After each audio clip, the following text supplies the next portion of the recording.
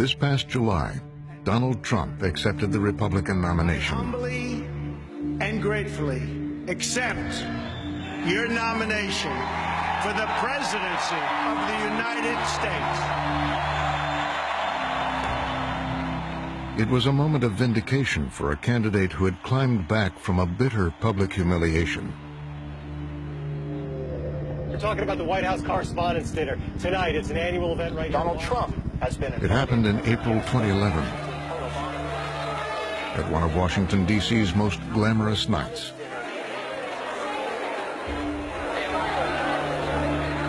I got to talk to Donald as we were going to our seats, and he was in just such a great mood, and he was very jovial, and people were taking pictures, and it was very exciting that Donald was there. And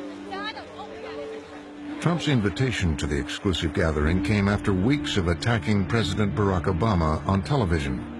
You are not allowed to be a president if you're not born in this country. He may not have been born in this country, but there's something on that person, maybe religion, maybe it says he's a Muslim, I don't know. Maybe he doesn't want that, or he may not have one. But I will tell you this, if he wasn't born in this country, it's one of the great scams of all time. Absolutely.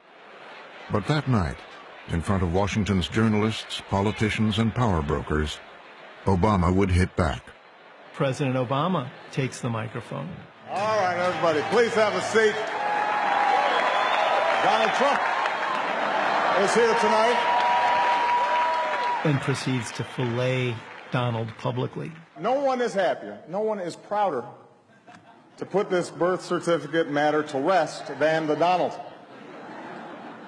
And that's because he can finally get back to focusing on the issues that matter. Like, did we fake the moon landing?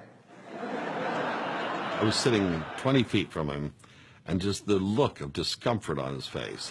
What really happened in Roswell? And where are Biggie and Tupac?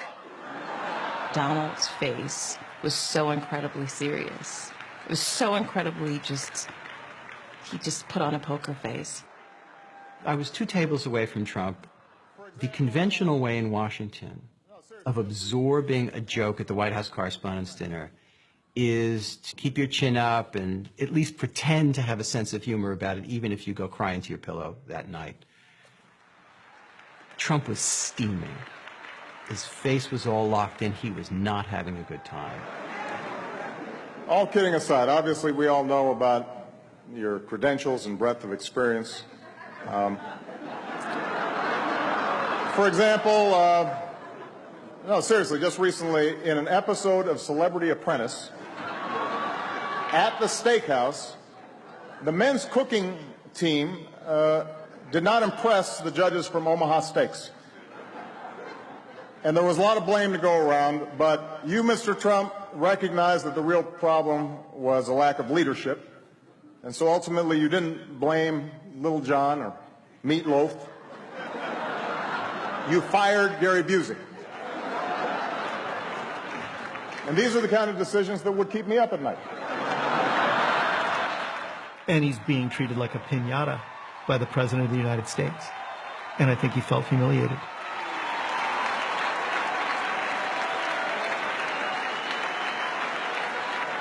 Well handled, sir. Well handled. But it just kept going, and he just kept hammering him. And I thought, oh, Barack Obama is starting something that I don't know if he'll be able to finish. Say what you will about Mr. Trump. He certainly would bring some change to the White House. Let's see what we've got up there. Donald dreads humiliation, and he dreads shame. And this is why he often attempts to humiliate and shame other people. So in the case of the president ridiculing him, I think this was intolerable for Donald Trump. I think that is the night that he resolves to run for president. I think that he is kind of motivated by it. Maybe I'll just run. Maybe I'll show them all. Every critic, every detractor will have to bow down to President Trump. It's everyone who's ever doubted Donald, whoever disagreed, whoever challenged him. It is the ultimate revenge to become the most powerful man in the universe. God bless you, and may God bless the United States of America. Donald Trump's fantasy is to be the guy who takes the key to the Oval Office from Barack Obama's hand in 2017. And it's personal. This is a burning personal need that he has to redeem himself from being humiliated by the first black president.